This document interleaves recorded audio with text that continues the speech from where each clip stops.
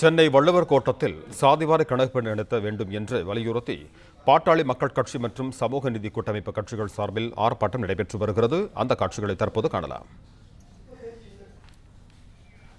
மத்திய அரசிடம் தாரை வார்த்து கொடுக்கின்றாய், மாநிலத்தின் சுயாட்சி பற்றி மாதட்டி பேசுகிறாய், இருக்கின்ற உரிமையை கூட மத்திய அரசிடம் தாரை வார்த்து கொடுக்கின்றாய். நிறைவேற்று நிறைவேற்று. சாதி கணக்கெடுக்க உச்ச நீதிமன்றம் போட்ட சாதிவாரி கணக்கெடுப்பு நடத்த வேண்டும் என வலியுறுத்தி பாட்டாளி மக்கள் கட்சி மற்றும் சமூக நீதி கூட்டமைப்பு கட்சிகள் சார்பில் ஆர்ப்பாட்டம் நடைபெற்று வருகிறது. இது தொடர்பான கூடுதல் விவரங்களை பதிவு செய்கிறார் எமது செய்தியாளர் ராஜகுமரன். வணக்கம் ராஜகுமரன், உங்களிடம் இருக்கும் தகவல்களை பகிர்ந்து கொள்ளுங்கள்.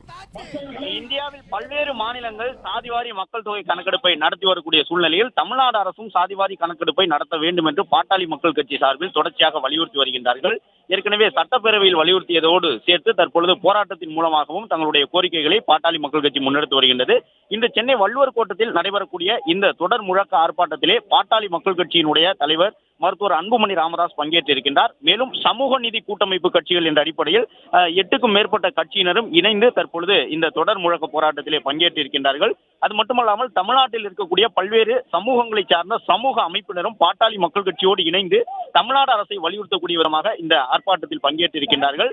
சற்று முன்பாக மருத்துவர் அன்புமணி ராமதாஸ் தலைமையில் அவர்கள் தமிழ்நாடு அரசை வலியுறுத்தக்கூடிய விதமாக சாதிவாரி கணக்கெடுப்பை உடனடியாக நடத்த வேண்டும், தமிழ்நாடு அரசுக்கு அதிகாரம் இல்லை என்று சொல்வது தவறு, தெலுங்கானா, பீகார் உள்ளிட்ட மாநிலங்களில் ஏற்கனவே சாதிவாரி கணக்கெடுப்பு நடத்தி முடிக்கப்பட்ட நிலையில் தமிழ்நாடு அரசு தனக்கு இருக்கக்கூடிய அதிகாரத்தை பயன்படுத்தி 69 விழுக்காடு இடஒதுக்கீட்டை பாதுகாக்கக்கூடிய விதமாக உடனடியாக சாதிவாரி கணக்கெடுப்பை நடத்த வேண்டும் என்று வலியுறுத்தி தற்பொழுது இந்த தொடர் முழக்க போராட்டத்தில் ஈடுபட்டு வருகின்றார்கள். இன்னும் சற்று நேரத்தில் அன்புமணி ராமதாசும் இந்த கூட்டமைப்பில் பங்கேற்றிருக்கக்கூடிய பல்வேறு அரசியல் கட்சிகளும், குறிப்பாக தமிழ் மாநில காங்கிரஸ், அம்மா மக்கள் முன்னேற்ற கழகம் உள்ளிட்ட கட்சிகள், புரட்சி பாரதம், புதிய நீதி உள்ளிட்ட கட்சிகளும் பங்கேற்றிருக்கின்றார்கள்.